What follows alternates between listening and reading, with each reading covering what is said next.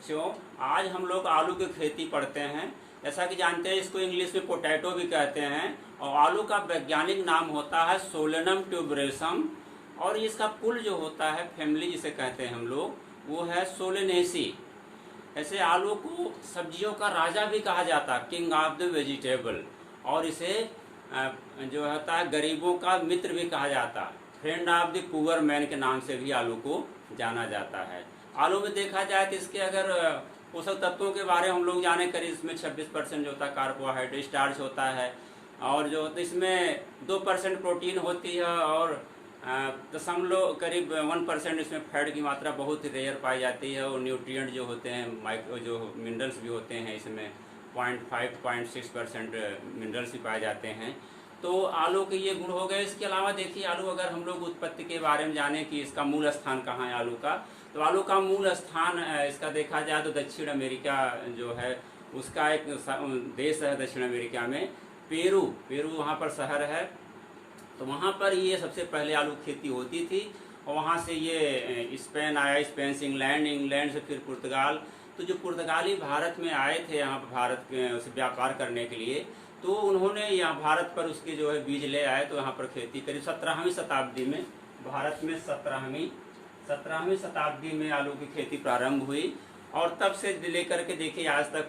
शुरू में तो विदेश से ही वैरायटियाँ आया करती थी, लेकिन अब हमारे भारत में एक CPRI बना हुआ है, इसका संस्थान है CPRI शिमला में है। ये शिमला हिमाचल प्रदेश, HP हिमाचल प्रदेश में है, सेंट्रल पोटैटो रिसर्च इंस्टीट्यूट। तो ये वहाँ पर आलू के बारे में जितनी भी रिसर्चेज होती हैं सब वहीं से होती हैं। उसके तमाम रीजनल सेंटर भी हैं, जैसे कुफरी है हिमाचल प्रदेश में, और ये मुक्तेश्वर है, आपका जालंधर है। ये 3-4 इसके 4 जो है रीजनल स्टेशन भी, वहाँ भी आलू की प्रजातियाँ निकाली जाती हैं। तो आलू के लिए हम देखिए, अब देखते हैं इसके लिए अगर हमें क्लाइमेट कैसी चाहिए, जलवायु कैसी चाहिए। जानते हैं कि इसकी जो जलवायु होती है आलू की, ये ठंडी जलवायु का पौधा है। इसको हम लोग मुख्य रूप से रबी के सीजन में इसकी बुआई होती है। तो कोल्ड टेम्परेचर के लिए इसके जो टेम्परेचर होता है करीब 15 से लेकर के 30 से 35 डिग्री सेंटीग्रेड के बीच में इसकी खेती की जा सकती है।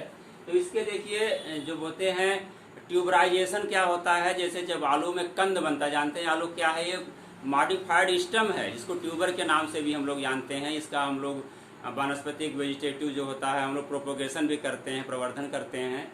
तो ये इसके जब ट्यूबरेशन होता है, यानी जब कंद बनने शुरू हो जाते हैं, तो उसे कहते हैं ट्यूबरेशन। एक टेक्निकल टर्म आता है ट्यूबरेशन, यानी जब कंद बनना शुरू हो जाता है उस समय टेम्परेचर जो होता है 17 से 19 डिग्री सेंटीग्रेड सबसे बेस्ट माना जाता है। अगर इतना टेम्परेचर है तो उस समय ट्यूबरेशन या आलू के कंद जो होते हैं बहुत अच्छे बनेंगे और उसके वृद्धि भी अच्छी होगी। और ये काफ़ी लंबे समय तक ये टेम्परेचर लगभग बना रहता है। और उस समय जो लॉन्ग नाइट चाहिए और शार्ट डे। जानते हैं जब दिन छोटा होगा और रात बड़ी होगी तो जो कंद होंगे हमारे बनेंगे, उसको बढ़ने के लिए रिस्पायरेशन क्रिया कम होगी तो उसकी ग्रोथ भी अच्छी होती है। यानी जो फूड मटेरियल बनेगा फोटोसिंथेसिस के द्वारा वो हमारा जो है कंद में आकर के स्टोर होता रहेगा, तो सबसे बेस्ट माना जाता है। अगर टेम्परेचर बढ़ गया, कभी भी देखिए सर्दियों में टेम्परेचर बढ़ जाता है, जैसे हो जाता है अगर 30-32 डिग्री हो गया, 30-32 डिग्री सेंटीग्रेड अगर बढ़ गया तो क्या होगा, हमारी जो होती है ये रिस्पायरेशन रेट बढ़ जाएगी। टेम्परेचर बढ़ने से कंदों की वृद्धि जो रिस्पायरेशन क्रिया बढ़ जाएगी, तो जो हमारे फूड मटेरियल इकट्ठे हुए थे ट्यूबर में वो क्या होंगे, उसकी जो एनर्जी होगी लिबरेट होगी और हमारे कंदों की जो है साइज वो अच्छी नहीं हो पाएगी। तो क्लाइमेट हो गए इसके लिए। अब देखिए हम लोग आलू के लिए चुनाव करें क्या, अगले स्टेप हमारा होता है मिट्टी, मृदा या सॉइल का चुनाव करते हैं। सॉइल जानते हैं कि आलू हमारे मिट्टी के अंदर पैदा होती है। ये अंडरग्राउंड ये स्टेम है, एक प्रकार का मॉडिफाइड स्टेम है। इसके लिए जो सॉइल होती है, मृदा होती है हमारी, वो होती है सबसे बढ़िया सैंडी लोम, सबसे बेस्ट मृदा सैंडी लोम। और इसके देखना ये चाहिए कि इसमें वेल जो होता है जल निकास की अच्छी व्यवस्था होनी चाहिए, और उसमें कार्बनिक पदार्थ या जीवांश पदार्थ की मात्रा पर्याप्त होनी चाहिए, जिससे हम उसके माइक्रो न्यूट्रिएंट उसमें मिलते रहें। इसके अलावा हम लोग लोम में भी या सिल्टी लोम में भी उगा सकते हैं। सिल्टी लोम या जो होता है लोम, लोम में भी, यानी दोमट मृदा में, ये सिल्टी दोमट और दोमट मृदा में भी उगाते, लेकिन सबसे बेस्ट जो हमारी मिट्टी होती है यही होती है। और इसमें पीएच मान जो होता है आलू के लिए सबसे अच्छा पीएच मान माना जाता है, इसका 4 4.5 से होता है 5.4 पीएच मान, जो 4.5 से होता है करीब 6 पीएच मान तक, 6.5 पीएच मान तक जो है आलू खेती करना अच्छा माना जाता है। क्योंकि जानते हैं आलू जो एसिडिक नेचर की मिट्टी जो होती है इसको आलू ज़्यादा लाइक करती है। और इसमें एक ड्रॉबैक और होता है, आलू में अगर हम लोग थोड़ा सा न्यूट्रल या उसके ऊपर की मिट्टी में अगर हम लोग खेती करते हैं तो उसमें एक बीमारी लगती है स्कैब, इसके बीमारी जानते हैं होती है, इसको हम लोग भी बात पढ़ेंगे बीमारियों के बारे में, वो उसमें ज़्यादा होती है, इसीलिए एसिडिक मीडियम में आलू की खेती अच्छी होती है। अब भूमि हो गया, भूमि का हम लोग उपचार भी कर लेते हैं, इसे भूमि की पहले तैयारी करते हैं। देखिए हम लोग अगर इसको मक्का की फसल काटने के बाद, धान की फसल काटने के बाद अगर हम लोग बोते हैं इस आलू को, तो भूमि पहले होता है कि मिट्टी पलटने वाले हल से गहरी 20 से 25 सेंटीमीटर गहरी जुताई करना चाहिए। उसके बाद 3-4 बार कल्टीवेटर और हैरो से जुताई कर खेत को भुरभुरा करके 2-3 बार पाटा लगा देना चाहिए। और इसमें विशेषता ये होनी चाहिए कि जो हमें गोबर की खाद या कंपोस्ट खाद देनी है, करीब 30 जो है मिलियन टन हम लोग 25 टन हम लोग इसकी कंपोस्ट या गोबर की खाद देते हैं, उसको भी अंतिम जुताई के समय मिट्टी में मिला देना चाहिए, या उसको करीब 3-4 सप्ताह पहले जो बुआई के उसको मिला देना चाहिए। और उसके अलावा इसमें देखिए भूमि में जो होगा हम लोग जब तैयारी करेंगे तो भूमि का उपचार भी करते हैं। जानते हैं आलू में बहुत बीमारियां लगती हैं, अगर ये सब्जियों का राजा है तो इसके राजा के साथ साथ तमाम उसमें और कमियां भी जुड़ी हैं, तमाम बीमारियां भी उसके साथ लगी रहती हैं, जिससे उसका उत्पादन बहुत प्रभावित होता है। जैसे आप लेट ब्लाइट भी हम लोग पढ़ेंगे आगे चल करके, सबसे भयंकर बीमारी इसकी है। तो इसके भूमि उपचार के लिए देखिए अगर हम कर देते हैं तो जो हम बीमारियां को जो तमाम जो उसका जो अटैक होता है वो नियंत्रित हो जाएगा। तो सबसे बढ़िया होता है कि हम लोग देखिए जैविक खेती के लिए जैसे आगे बढ़ रहे हैं, तो इसमें भी पहले पिछले फसल जब हम लोग पढ़ चुके हैं उसमें भी बताए थे आपको, ट्राइकोडर्मा विरिडी जो होता है, ट्राइकोडर्मा विरिडी एक प्रकार का फफूंदी है ये। इस फफूंदी क्या करते हैं हम लोग 5 ग्राम लेते हैं, 5 ग्राम को 1 लीटर पानी में घोल करके इसको हम लोग 10-15 मिनट कंद को डुबोते हैं, तो बीज उपचार हो गया। उसके अलावा ट्राइकोडर्मा विरिडी अगर हमको भूमि उपचार करना है, भूमि उपचार के लिए हम लोग क्या करते हैं, तो उसमें भूमि उपचार में इसको ये 2.5 किलोग्राम मात्रा, 2.5 kg मात्रा को हम लोग लेते हैं, करीब 50 से 70 kg गोबर की खाद में मिला करके पानी से छिड़काव करते हैं। 1 हफ्ता रखने के बाद या 10 दिन रखने के बाद फिर अंतिम जुताई के समय मिट्टी में मिला देते हैं। इससे क्या होता है कि हमारे अंदर जो तमाम प्रकार के फफूंदी मौजूद हैं, देखिए जो आलू में बहुत फफूंदी रोग लगते हैं, तो उन फफूंदियों को ये नष्ट कर देता है। इसके अलावा हमारे आलू में तमाम प्रकार के कीड़े भी लगते हैं, उसके लिए भूमि उपचार में हम लोग कुछ मिला देते हैं। जैसे ये फफूंदी होती है वो कीड़ों को नष्ट कर देती है, कीड़ों के अंदर बीमारी पैदा कर देती है, जिससे हमारे कीड़े सब मर जाते हैं। वो कौन सी फफूंदी है? ब्यूवेरिया बैसियाना, ब्यूवेरिया बैसियाना, ये हमारा फफूंदी है। इसको मिट्टी में वही मात्रा होता है 2.5 किलोग्राम मात्रा, वही 50 से 60 जो होता है 50 से 70 kg, उसमें गोबर की खाद मिला करके 1 हफ्ते तक हम लोग पानी छिड़कते रहते हैं और अंतिम जुताई के समय मिट्टी मिला देंगे। तो जितने कीड़े मकोड़े के अंडे होंगे, बच्चे होंगे या सब होंगे, उसमें बीमारी हो जाती है और वो सब नष्ट हो जाते हैं। तो भूमि उपचार करने के बाद अब हम लोग देखिए सीड का चुनाव करेंगे कि बीज हमें चाहिए, बीज कैसा होना चाहिए। जानते हैं कि आलू का बीज जो होता है हम लोग उसके कंद को बोते हैं, जब किसका बीज होता भी है, सीड होता है, लेकिन हम लोग रिसर्च पर्पज से करते हैं। अब एक तो आता है इसमें आलू में ट्रू पोटैटो सीड जो होता है, TPS के नाम जानते हैं, वो भी उसकी भी लोग कर रहे हैं खेती, उससे भी TPS से, लेकिन वो बहुत नॉमिनल मात्रा में बहुत कम जगह पर बीज भी नहीं उपलब्ध हो पाता है।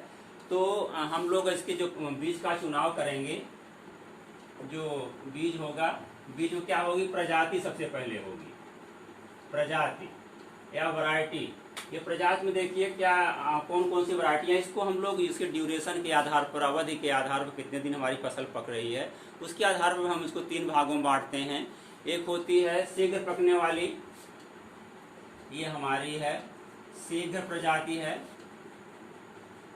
शीघ्र प्रजाति कौन कौन सी हमारी हैं? देखो कुफरी चंद्रमुखी, जानते हैं इसकी जितनी वैरायटी है सब कुफरी के नाम से हैं। कुफरी क्यों पड़ा हुआ है? कुफरी जानते हैं हिमाचल प्रदेश में एक वहाँ पर हिल, इसका रीजनल स्टेशन है, बताए थे आपको, CPRI centre potato research institute Shimla में है। उसी का एक रीजनल स्टेशन कुफरी वहाँ पर हिल पर है, हमेशा वहाँ ठंडी रहती है, तो वहाँ से नई नई वैरायटियाँ तमाम निकाली गई, तो उसी के नाम से हम लोग कुफरी के नाम से सब वैरायटियों का नाम रखा गया है।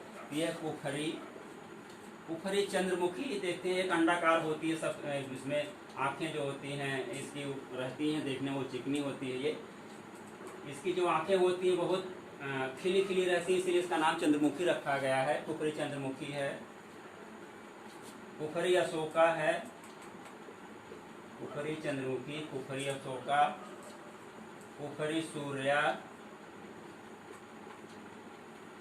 ये हमारी अर्ली वैरायटी हो गई। इसके अलावा कुफरी जवाहर भी हमारी है, कुफरी जवाहर, ये हमारी वैरायटी होगी, शीघ्र प्रजाति वाली हो गई। अब देखिए मध्यम प्रजाति वाली कौन कौन सी हैं? मध्यम अवधि वाली हैं, जो मध्यम ये शीघ्र प्रजाति की हमारी होती हैं, ये 60 से 75 दिन में तैयार होती हैं, 60 से 75 दिन में। और जो मध्यम अवधि वाली हैं ये होती हैं 90 से 110 दिन, इतने दिन में हमारी पककर तैयार होती हैं। इसमें देखिए कौन कौन सी वैरायटियाँ हमारी हैं। ये हो गई कुफरी बहार, और ये कुफरी पुखराज,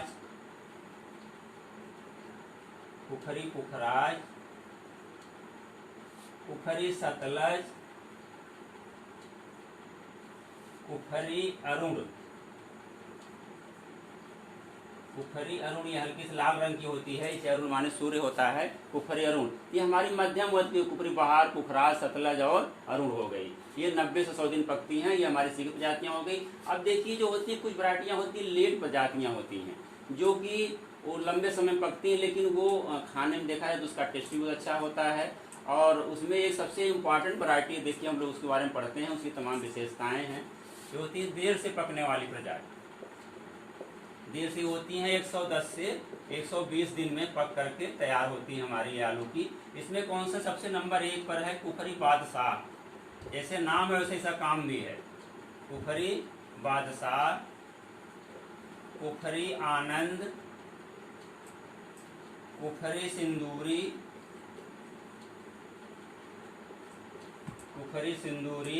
कुफरी लालिमा, जानते हैं कि जो ये कुफरी सिंदूरी, कुफरी लालिमा, ये हमारे लाल रंग की आलू की प्रजातियां हैं, और ये इसको लोग खाना पसंद करते हैं, इसका रेट भी महंगा होता है, ये थोड़ा लेट पकती है। जो कुफरी बादशाह है ये बहुत ही, जैसे नाम है वैसे काम इसका है, जो हमारी कम बीमारियां लगती हैं, बीमारियों से ये रेजिस्टेंस है, पाले से भी रेजिस्टेंस है। और ये आती है हमारी कुफरी शीतमान होती है, वो भी पाले से रेजिस्टेंट मानी जाती है। तो ये हमारी होगी प्रजातियाँ। और प्रजातियों में देखिए आगे हम लोग आते हैं, प्रजातियों को सिलेक्शन कर लिए, प्रजाति हमारी कैसी होनी चाहिए। प्रजाति हमारी जो होती है सर्टिफाइड सीड होना चाहिए। ज़्यादातर देखिए यहाँ जो होते हैं हमारे उद्यान विभाग है, वहाँ से फाउंडेशन सीड, आधारी बीज जो होते हैं किसानों को जो प्रोवाइड किए जाते हैं, और वहाँ से ले जा करके लोग किसान बोते हैं, उसको हम 3-4 साल तक उस बीज को इस्तेमाल कर सकते हैं। इसके अलावा बाज़ारों में बिकते हैं तो सर्टिफाइड सीड ही लेना चाहिए। अभी देखिए ये हमारी प्रजातियाँ हो गई। प्रजातियों के पास देखेंगे बीज की मात्रा कितनी होनी चाहिए। इसमें आलू जानते हैं कि हम लोग कंद को बोते हैं, तो एक विशेषता ये भी होती है कि हमारी जो लागत आती है आलू खेती में, उसका करीब 40% भाग, 40% हम लोग जो होता है ये उसमें होता है, उसके हमारे बीज में खर्च होता है। जितना खर्च हम लोग पूरे खेती में करते हैं, तो सबसे अधिक खर्च हमारे सीड में होता है आलू में, क्योंकि जानते हैं कि काफ़ी वजन ये होता है, महंगा भी बीज बिकता है, तो इतना पैसा हम लोग 40% जो पैसा उसी में जो है इन्वेस्ट करते हैं। अब देखिए बीज की मात्रा कितनी होगी। बीज की मात्रा इसके देखिए कंद साइज के आधार पर है। कुछ अगर छोटे बीज हैं करीब 2.5 से जो है 2.5 से 3.5 एम इसके बीज हैं, मिलीमीटर के बीज हैं। और इसके जो अगर ये आकार है 25 से 30 ग्राम का है, 25 से 30 ग्राम का हमारा है, तो करीब ये लगेगा बीज हमारा 25 कुंटल। अगर ये हमारे बीज की साइज बढ़ जाती है, जैसे 3.5 से लेकर के 4 mm तक है, और इसकी जो साइज होगी हमारे कंद की, अगर वो 30 से 40 तक होती है, उसमें हमारे करीब लग जाएंगे 30 से 35 कुंटल। 30 से 35 कुंटल। अगर और बड़े साइज का है तो अगर 5 mm का है तो हमारा जो हो जाता है 40 कुंटल तक बीज लग जाता है। तो ये बीज के वजन और उसके साइज के आधार पर बीज की मात्रा निर्भर करती है। अब हम बीज का मात्रा ज्ञात कर लिए। अब देखिए बीज का उपचार भी होना चाहिए जिससे हमारी बीमारियां न लगे। तमाम प्रकार की बीमारियां होती है, उनसे बीज की रक्षा और जमाव भी अच्छा हो सके हमारा। तो बीज उपचार के लिए हम लोग क्या करते हैं जानते हैं। इसमें जो होता है 0.25% का एरिटान आता है। एरिटान एक दवा है। एरिटान से हम लोग क्या करते हैं, बीज को उपचारित कर लेते हैं। इसके अलावा देखिए अभी हम बताए थे आपको ट्राइकोडर्मा विरिडी है, जो फफूंदी नाशक वो एक प्रकार का बायोपेस्टिसाइड है। तो उसको हम लोग 5 ग्राम ट्राइकोडर्मा विरिडी को 1 लीटर पानी में घोल करके उसी अनुपात जितना हमारे बीज बोना है उसी हिसाब से हम लोग इसको 10-15 मिनट तक उसको बीज को डुबो रखते हैं। तो वो जितना रखने के बाद जब हम उसकी बुआई करेंगे तो हमारा जो बीज होगा निरोग होगा और स्वस्थ उसका जमाव होगा। अब बीज उपचार कर लिए। अब देखिए बीज की बुआई करेंगे। बुआई करने के लिए जानते हैं विधियाँ होती हैं। विधियाँ हमारी मुख्य रूप से 3 विधियाँ होती हैं। एक होता है कि हम लोग समतल खेत में क्या करते हैं कि इसको ऐसे समतल खेत रहता है उसमें कूड़ बना देते हैं, कूड़ में हम लोग आलू को बो देते हैं। और दूसरा होता है एक मेड़ बना करके रिज बनाते हैं, रिज या मेड़ बना देते हैं। रिज या मेड़ बना करके मेड़ बनाकर क्या करते हैं, जैसे हमारा ये कूड़ बन गया, ये दूर दूर बनाते हैं कूड़ हम लोग, ये नाली हो जाएगी, ये हमारा कूड़ हो गया, ये हमारी कूड़ हो गई। इसमें हम लोग बीज की बुआई करते हैं। कूड़ के अंदर करीब 8 कूड़ की इसकी दूरी कितनी रखते हैं, दूरी हम लोग जान लेते हैं। तो ये हम लोग इसके कूड़ों के अंदर, इसके अंदर जो है मिट्टी के अंदर 8 सेंटीमीटर करीब गहराई, 8-10 सेंटीमीटर खुरपी के सहायता से उस मेड़ में उसको बीज कंद को गाड़ देते हैं। और तीसरी विधि होती है कि हम लोग हल्की सी जो है उस पर कूड़ बनाते हैं, फिर छोटी सी पतली सी मेड़ बना लेते हैं और उसमें सिंचाई करते रहते हैं। फिर बाद में जब उसकी अर्थिंग करते हैं, मेड़ की मिट्टी चढ़ाते हैं, तब उसको हम लोग मेंटेन कर लेते हैं। अब कितनी दूरी पर बुआई करनी चाहिए, जो इसकी डिस्टेंस होती है आलू की बुआई का, देखिए वो निर्भर करती है कि कैसी आपकी वो है जो सीड की जो है अमाउंट है कैसा छोटा अगर है तो हम लोग पास पास बोएंगे। इसको हम लोग 45 से 60 सेंटीमीटर, ये क्या है रो, यानी लाइन से लाइन की दूरी, लाइन से लाइन की दूरी, लाइन टू लाइन जितना होगा 45 से 60, मुख्य रूप से 60 सेंटीमीटर ज़्यादातर रखते हैं, 55 से 60 सेंटीमीटर। अगर बीज बहुत छोटा तब 45 करते हैं, इंटरक्रॉपिंग करने की होती है तब 45 करते हैं, ये होता है। और पौधे से पौधे की दूरी, ये तो हो गया लाइन से लाइन, और पौधे से पौधे की दूरी क्या होती है हमारी, ये होती है 15 से 20 सेंटीमीटर, 15 से 20 सेंटीमीटर। 60 गुणे ये हो गया हमारा 60 गुणे 20 सेंटीमीटर। ये देखा जाए तो ये स्टैंडर्ड मानक है। 55 से 60, ये 45 से 60 रेंज करता है, ये 15 से 20, तो 60 गुणे 20 सेंटीमीटर पर हम लोग इसकी बुआई करते हैं। अब देखिए हम लोग ये निर्धारित कर लिए। अब इसके बाद देखिए खाद और उर्वरक, जानते हैं कि ये है हमारी जो आलू होती है ये हैवी फीडर क्रॉप है, इसको बहुत अधिक पोषक तत्वों की आवश्यकता होती है। हमारी मिट्टी से बहुत अधिक जो होते हैं न्यूट्रिएंट को एब्जॉर्ब कर लेती है, तो इसके लिए हमें अधिक मात्रा में खाद और उर्वरक देना भी पड़ता है जिससे पैदावार भी अच्छी हो सके। जानते हैं कि ये अनाजों की तुलना में कई गुना अधिक वो अनाज हमारे हैं 50, 60, 70, 80 कुंटल तक देते हैं धान वगैरह, और इसमें करीब 250, 300, 400, 600 तक का उत्पादन हो जाता है इसका। तो इसको देखिए खाद उर्वरक कितना होता है। खाद एवं उर्वरक के लिए देखिए जो गोबर, सबसे पहला तो हम इसको निर्धारित करने के लिए करते हैं कि अगर मिट्टी की जाँच करवा लें, सॉइल टेस्टिंग करवा लें, सॉइल कार्ड बना हुआ किसानों का, उससे मालूम हो जाता है कि हमारी मिट्टी में कौन सा पोषक तत्व तो कितनी मात्रा में उपलब्ध है, उसी आधार पर हम लोग खाद का निर्धारण करते हैं। लेकिन अगर हम लोग नहीं उसकी जांच करवा पाए हैं तब क्या करेंगे, नहीं जांच करवाने से होता है कि हम लोग इसको देखिए सब नहीं जांच हो पाया है तो हमारी जो गोबर की खाद है, गोबर की खाद जो होता है ये 30 टन, यानी कितना 300 कुंटल कर सकते हैं। 30 टन हम लोग गोबर की खाद करेंगे। और जो नाइट्रोजन की मात्रा होती है बहुत अधिक लगती है इसमें, 150 किलोग्राम, और जो फास्फोरस है वो करीब 80 किलोग्राम, और जो पोटास है हमारा की है ये भी बहुत अधिक लगता है, ये 110 केजी। जानते हैं पोटास इसमें बहुत अधिक है, जो उसकी कंद बढ़ाने में बहुत सहायता करता है, तो हम लोग पोटास की मात्रा 110 किलोग्राम की मात्रा रखते हैं। तो ये हो गया। इसके अलावा देखिए हमारे अगर मिट्टी में जिंक और सल्फर कमी है तो हम लोग 20-25 किलोग्राम का क्या करते हैं, जिंक सल्फेट और सल्फर जो होता है उसको इस्तेमाल कर देते हैं। तो इसकी हम लोग सप्लाई करने के लिए देखिए नाइट्रोजन के लिए होता है कि हम लोग यूरिया का इस्तेमाल ज़्यादातर करते हैं, उसको कर लें। फास्फोरस के लिए सिंगल सुपर फास्फेट। लेकिन जो पोटास होता है इसमें जानते हैं कि दो उर्वरक मुख्य रूप से हमारे होते हैं। एक होता है म्यूरेट ऑफ पोटाश, जिसको कहते हैं पोटेशियम क्लोराइड होता है। ये आलू के लिए अच्छा नहीं माना जाता। जानते हैं कि इसमें जो क्लोराइड होता है हमारे आलू की क्वालिटी को जो है ये डिस्टर्ब करता है। तो पोटेशियम क्लोराइड KCl जिसको कहते हैं, इसको हम लोग नहीं, इसमें 60% जो होता है ये P पाया जाता है, नहीं K पाया जाता है इसमें। लेकिन ये अच्छा नहीं होता। हमारा जो होता है पोटेशियम सल्फेट K2SO4, ये सबसे अच्छा माना जाता है। ये पोटेशियम सल्फेट जो होता है इसमें सल्फर मिलता है। पोटेशियम सल्फेट आलू की खेती के लिए सबसे बेस्ट माना जाता है पोटाश सप्लाई के लिए। ये हमारा हो गया खाद उर्वरक। अब देखिए इसमें जब हम सिंचाई करेंगे, हमारी बुआई हो गई, डिस्टेंस हम लोग क्लियर कर लिए। अब सिंचाई भी इसकी आवश्यकता पड़ती है। जानते हैं इसमें सिंचाई क्या करते हैं, जानते हैं कि हम लोग कुंड बनाते हैं। कुंड के अंदर जो होती नालियाँ होती, कुंड और नालियाँ होती हैं।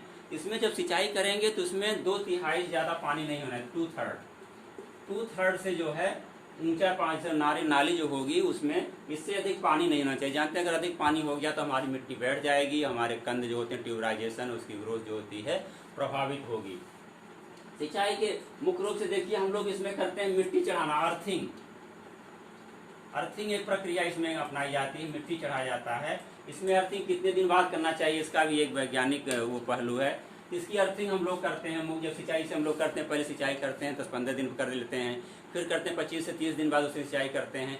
जब हम लोग अर्थिंग करते हैं, मिट्टी चढ़ाते हैं, तो खेत पर्याप्त नमी होनी चाहिए, और उसमें करते हैं ये 35 से 40 दिन पर। इसकी हम लोग करीब 10-15 सेंटीमीटर हमारा जब पौधा हो जाता है तो इतने दिन के बाद जो होता है हम लोग मतलब खासकर जो 35 दिन पर, ये 35 दिन पर हम लोग इसकी अर्थिंग करते हैं। तो इससे क्या होता है, अर्थिंग हमारी जो मेड़ होनी चाहिए मोटी होनी चाहिए। कभी कभी देखिए उसमें जो होता है कि हमारी आलू खुली रह जाती है और जो सूर्य की रोशनी पड़ती है तो आलू हरी हो जाती है। जैसे हमारी आलू है, अब सूर्य की रोशनी यहाँ पड़ रही है, इससे सूर्य की रोशनी, सपोज दैट ये सूर्य है, अब यहाँ से रोशनी पड़ रही है, इसकी रोशनी पड़ रही, तो क्या है आलू हमारे यहाँ हरी हो जाती है एकदम। जो हरा होता है क्या बनता है, सोलेनिन एक केमिकल बन जाता है। ये बहुत जहरीला होता है, अगर हम लोग इस्तेमाल करते हैं तो पॉइजनस टाइप का होता है। हरी आलू देखिए पकती भी नहीं, तो इसको हमें खाना नहीं चाहिए।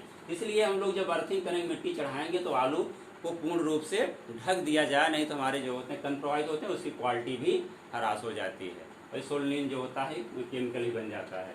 अब देखिए उसमें हो गया, खरपतवार भी इसमें होते हैं। खरपतवार हमारे आलू में, उसको नष्ट करने के लिए क्या करते हैं, सबसे पहले तो हम लोग क्या करेंगे, उसको मैनुअल हाथ से ही निकाल देंगे, खुरपी की सहायता से निकाल देंगे। अगर इससे भी नहीं होता है तो केमिकल भी सबसे कम इस्तेमाल करना चाहिए इसमें। केमिकल अगर इस हाथ से मैनुअल नहीं कर पाए हैं तो केमिकल क्या है, पेंडीमेथिलीन होता है, पेंडीमेथिलीन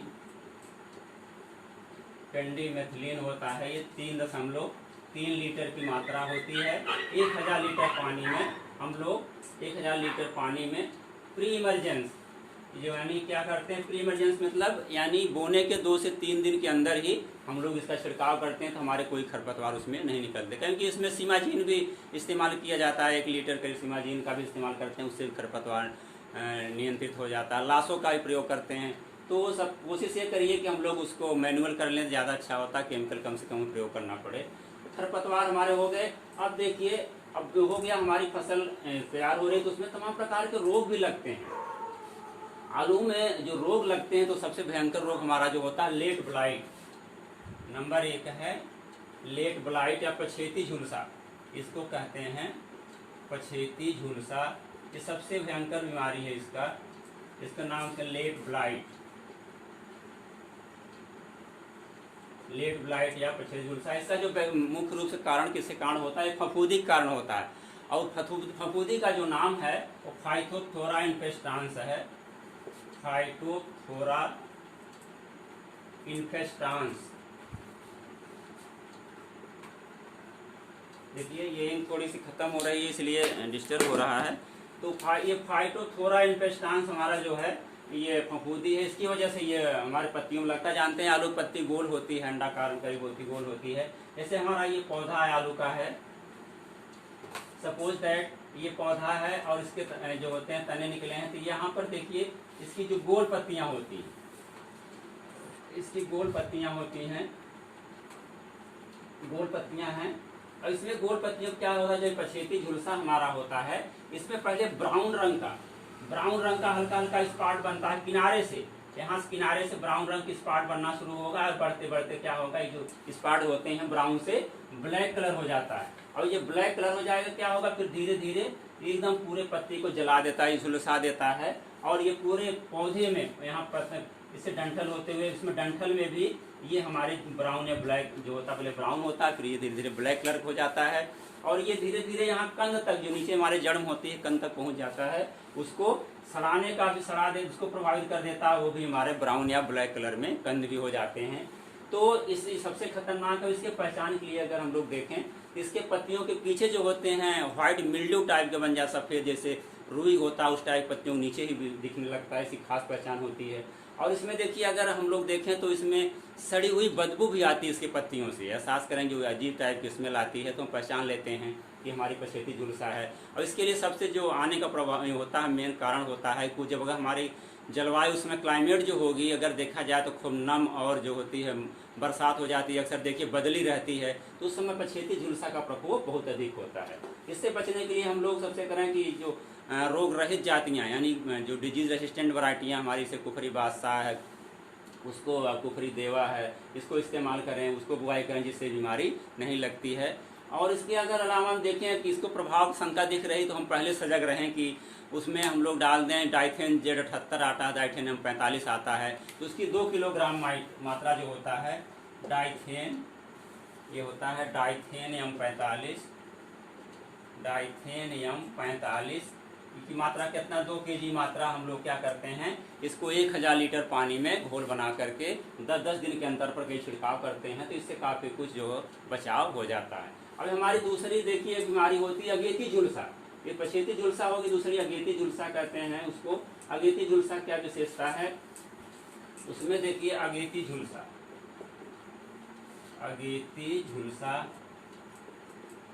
झुलसा हम क्या इसको अर्ली ब्लाइट कहते हैं। उसमें इसमें अंतर क्या है, ये तो समान रूप से अक्सर आती रहती है, ज़्यादा खतरनाक नहीं होती है। इसके जो लक्षण होते हैं, ये कारण जो इसका होता है वो फफूंदी होता है। इसमें अल्टरनेरिया सोलनाई बोलते हैं, अल्टरनेरिया इसका जो कारण फफूंदी है, फफूंदी उसका नाम है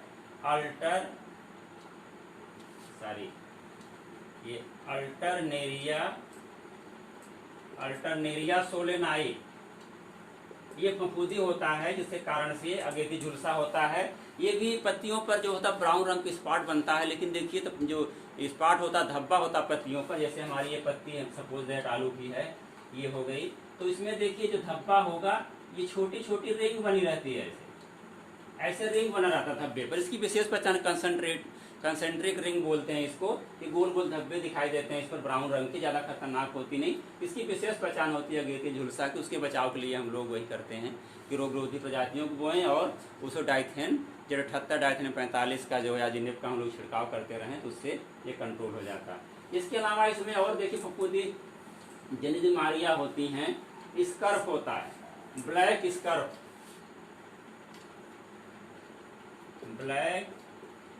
स्कर्फ एक बीमारी होती है, ये फफूंदी द्वारा होती है। इसमें क्या होता है, हमारा देखिए 2 स्टेज में लगती है। एक तो जब हम बुआई करते हैं, जो हमारे आँख होती है इसमें जर्मिनेशन वाला पॉइंट होता है, वो धीरे धीरे सड़ जाता, नष्ट हो जाता है, तो हमारा जमाव बहुत हल्का होता है।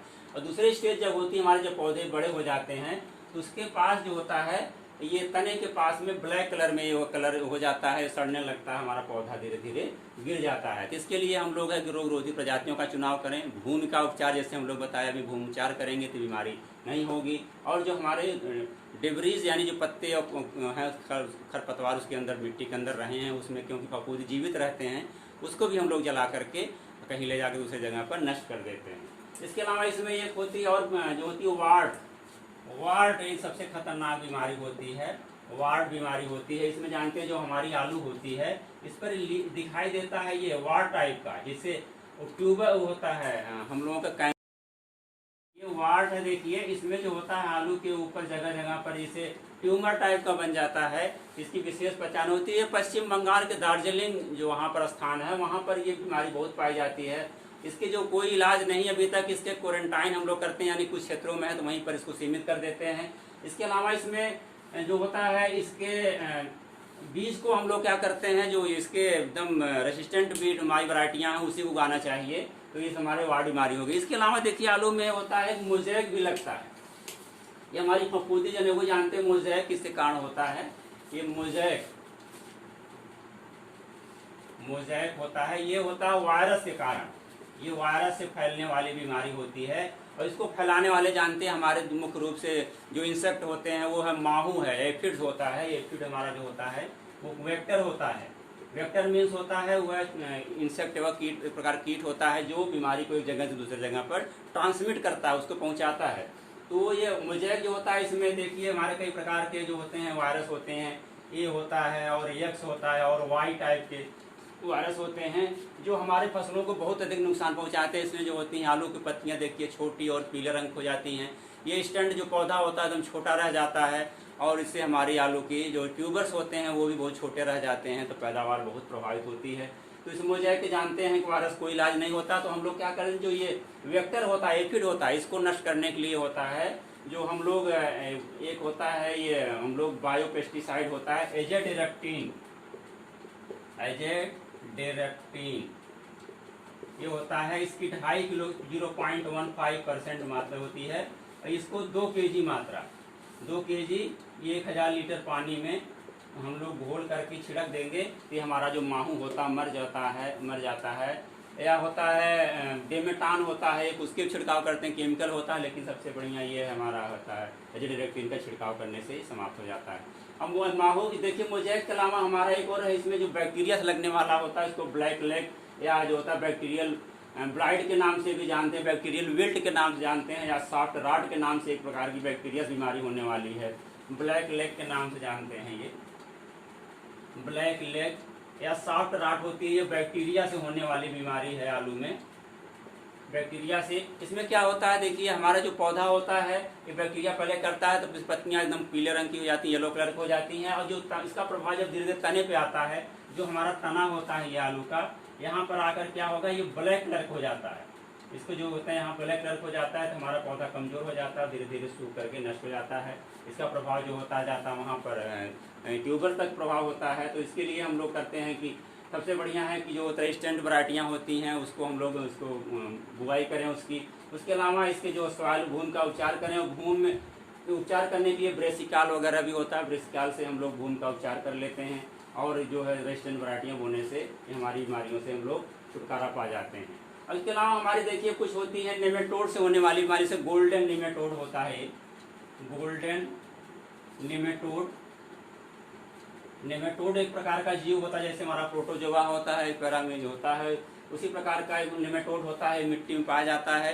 तो ये पौधों में क्या करता है कि हमारे जो ट्यूबर्स होते हैं उस पर जाकर प्रभावित करता है, उसकी बढ़वार छोटी रह जाती है, पौधे की बढ़वार भी स्टंट हो जाती है।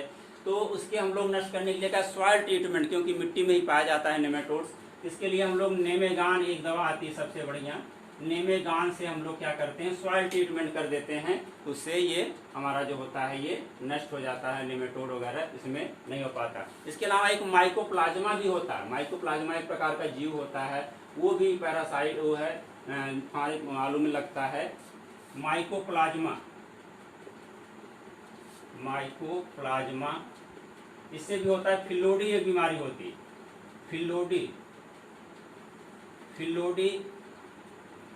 पोटैटो।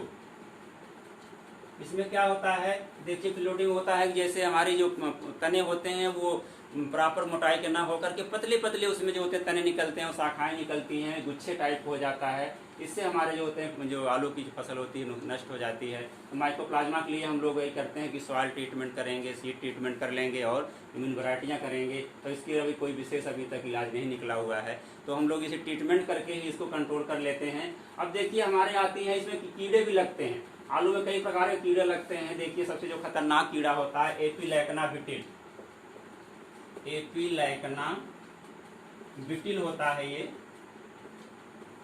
एपिलैक्ना बिटिल होता है। और देखिए इसमें लगता है एक माहू है, माहू हो गया। और कटवर्म, कटवर्म या कटुआ बोलते हैं इसको, कटवर्म लगता है।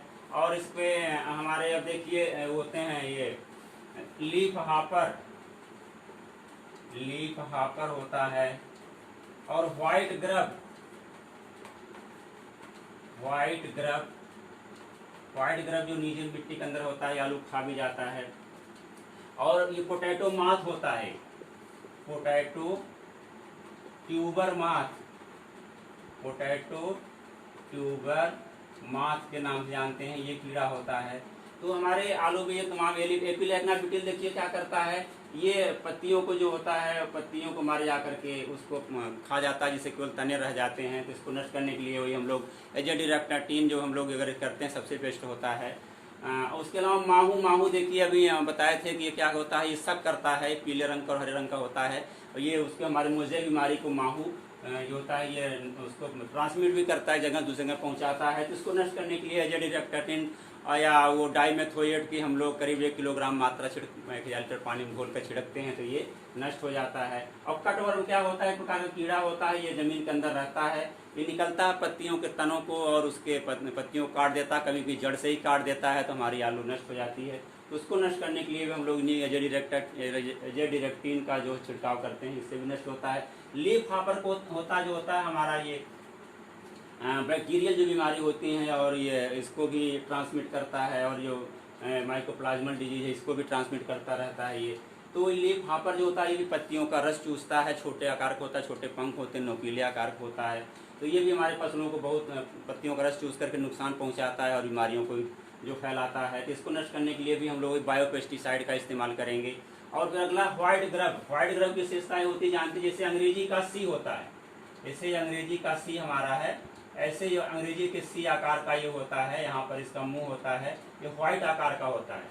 तो ये क्या करता है कि हमारे जो होता है उसको काट देता है, पौधे को जड़ से काट देता है वहाँ से, और इसको हमारे कंद को भी खा करके खोखला कर देता है, अंदर जगह बना लेता है। तो व्हाइट ग्रब को नष्ट करने के लिए भी हम लोग सॉइल ट्रीटमेंट कैसे क्लोरोपायरीफास अगर हम लोग मिट्टी में मिला दें या फोरेटेंजी मिला देते हैं, तो उससे भी हमारे ये कीड़े जो होते हैं नष्ट हो जाते हैं। पोटैटो ट्यूबर माथ होता है, क्या करता है देखिए स्टोर में लगता है, जैसे हम लोग स्टोर करते हैं आलू को, देखिए घरों में जगह जगह तो गड्ढे बना के पिट्स बनाकर या जैसे समतल घरों में फैलाते हैं, उसमें ये लग जाता है और इसको क्या करता है कि ये उसको खा जाता है, उसे गूदे को खा जाता है। इससे बचने के लिए हम लोग मेलाथियान या इस तरह से होता है मिथाइल पैराथियान जो होता है उसका पाउडर आसपास के जो हमारे आलू इकट्ठा किए रहते हैं वहाँ से इसको छिड़कते हैं, तो ये हमारा नष्ट हो जाता है। इसके अलावा आलू में देखिए कुछ होते हैं फिजियोलॉजिकल डिसऑर्डर भी होते हैं, जैसे जब इसको हम कोल्ड स्टोर में रखते हैं तो वहाँ पर क्या करते हैं कि इसमें सब ऑक्सीडेशन क्रिया होती है, जिससे ब्लैक हर्ड बन जाता है।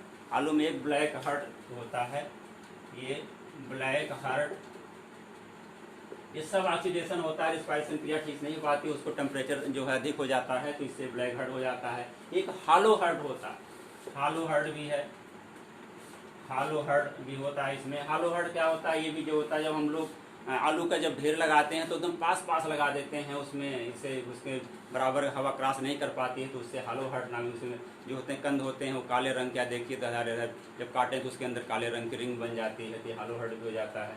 अभी हमारी बीमारियां हो गई। इसके अलावा देखिए हम जब आलू की खुदाई कब करते हैं, आलू की खुदाई देखिए हम बताए थे कभी अर्ली मिड और लेट होती है।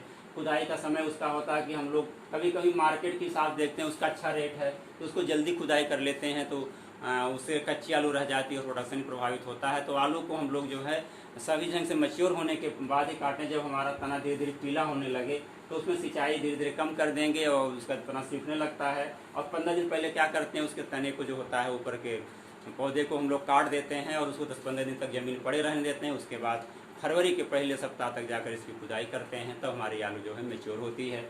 और करने के बाद इसको हम लोग 1.5-2 हफ्ते छाए में रखते हैं। अगर धूप में कभी आलू खोदने के बाद नहीं रखना चाहिए, जानते हैं वहाँ पर, क्योंकि धूप होती है सन स्केल्ड हो जाता है, हमारी आलू सड़ने लगती है, तो वो अच्छे नहीं माना जाता, इसलिए छाए में इसको करते हैं। एक लेयर बनती है तो उसके लिए होता है। अब देखिए ये हो गया हमारा, इसको हम लोग कोल्ड स्टोर में रखते हैं। कोल्ड स्टोर में रखने के लिए इसको 3 से 4 डिग्री सेंटीग्रेड पर हम लोग जो होते हैं इसको आलू को रखते हैं। और इसके होता है कभी कभी हमारे बीज जमने लगते हैं आलू उसके कोल्ड स्टोर में, उसके लिए हम लोग एक दवा डालते हैं मैलिक हाइड्राजाइड। मैलिक हाइड्राजाइड एक प्रकार का केमिकल है। इसका हम लोग क्या करते हैं, छिड़काव कर देते हैं, तो हमारा जो होता है आलू का जो अंकुरण होता है वो रुक जाता है। और देखिए कभी कभी हम लोग बीज बोने के लिए क्या करते हैं कि आलू खोद कर हमको, हमारे पास बीज नहीं है, तुरंत हमको बोना है। इसमें एक डायमेंसी होती है, यानी ये कुछ निश्चित समय के बाद ही हम आलू को बो सकते हैं। अगर हमारे पास बीज नहीं है तो हम क्या करते हैं, आलू खुदाई की का तुरंत बो सकते हैं। हाँ, बो सकते हैं। क्यों, कैसे? उसके लिए थायो यूरिया आता है। थाई यूरिया 1% का जो होता है घोल अगर हम लोग छिड़काव कर दें तो आलू का क्या होता है, उससे जमा हो जाता है। जिब्रेलिक एसिड भी 1% का छिड़क देते हैं तो बहुत जल्दी उसमें प्रस्फुटन हो जाता है, उसकी आंखें डेवलप होने लगती है। तो ये हो गया हमारा। देखिए इसके हम एक होता है, इसका उत्पादन कितना हुआ आलू का। आलू का उत्पादन देखिए समान रूप से जो अर्ली वैरायटी होती है, अर्ली वैरायटी होता है ये 200 से 250 कुंटल हो जाती हैं, 200 से 250 कुंटल प्रति हेक्टेयर हैं। और जो होते हैं मिड और लेट वैरायटियाँ होती हैं, ये 350 से लेकर के 450 कुंटल प्रति हेक्टेयर तक वो जो है पैदावार दे देती हैं। देखिए कुतरी बादशाह वगैरह होती है, बहुत बम्पर प्रोडक्शन होता है, जितने उत्पादन हो जाता है। एक आलू में एक और होता है कि हम आलू का बीज कैसे तैयार करें, तो उसके लिए एक तकनीक होती है। देखिए वो बहुत ही अच्छी तकनीक है, किसान अपने घर पर भी वो बीज को बना सकता है। अच्छे अगर फाउंडेशन सीड मिल गया उसको जो है उद्यान विभाग से, तो उसके लिए होता है seed plot technique. Seed plot technique होती है। इसमें क्या विशेषता होती है, बुआई का जो साल आलू का बुआई का समय देखिए हम लोग थोड़ा सा जान लेते हैं। बुआई का समय जो होता है, मेन समय होता है, जो अगेती होती है वो 25 सितंबर से लेकर 10 अक्टूबर तक बोते हैं। अर्ली हमारी है वो बोते हैं। और मिड एंड लेट वाली कब बोते हैं, ये 15 अक्टूबर से लेकर के 25 अक्टूबर तक हम लोग इसका बुआई का जो सबसे बेस्ट टाइम होता है आलू का बोने के लिए। हम लोग नवंबर बोते हैं, लेकिन उसमें तमाम बीमारियां लग जाती हैं, तो सबसे बेस्ट टाइम होता है ये। लेकिन सीड प्लाट टेक्निक हम कब बोएंगे, जब बुआई करेंगे तो इसको 10 से 15 अक्टूबर के बाद कभी नहीं बोएंगे, क्योंकि जानते हैं इसमें तमाम जो होते हैं मोज़ेक जो लगता है बहुत खतरनाक होता है। उससे बचने के लिए हम लोग 10 से 15 अक्टूबर तक बुआई कर देते हैं। बुआई करने के बाद वो सब प्रक्रियाएँ करते हैं और हमारी जो फसल तैयार हो, देखिए उसमें कीड़े मकोड़ों के खरपतवार जैसे प्रक्रिया करें तो वैसे करते हैं। इसमें निगाह रखते हैं कि कोई बीमारी तो नहीं हो रही है, और इसमें सिंचाई करते रहते हैं। 25 दिसंबर जब आता है, जानते हैं उस समय टेम्परेचर डाउन होने लगता है। 25 दिसंबर के आसपास जो होता है ट्यूबराइजेशन इसमें हो जाता है, इसमें कंद पड़ जाते हैं और बढ़वार होती रहती है। तो 25 दिसंबर के बाद इसकी जो सिंचाई होती है, 25 दिसंबर से हम लोग सिंचाई धीरे धीरे कम करते जाते हैं। और सिंचाई कम करने के बाद क्या होगा, हमारा जो पौधा होता है आलू का ये एकदम जो है सूख जाता है, धीरे धीरे मुरझा जाता है, सूख जाता है। तो इसको हम लोग 15 जनवरी तक, अगर नहीं सूख रहा है तो 15 जनवरी तक क्या करते हैं, इसको हम लोग यहाँ से कट कर देते हैं और उसको छोड़ देते हैं इसमें, जिससे कोई इस पर जो है पड़ा रहेगा। करीब 15 से 20 दिन तक ज़मीन के अंदर पड़ा था, तब खुदाई कर, जब मेच्योर हो जाता है हमारा, तब इसकी खुदाई करते हैं।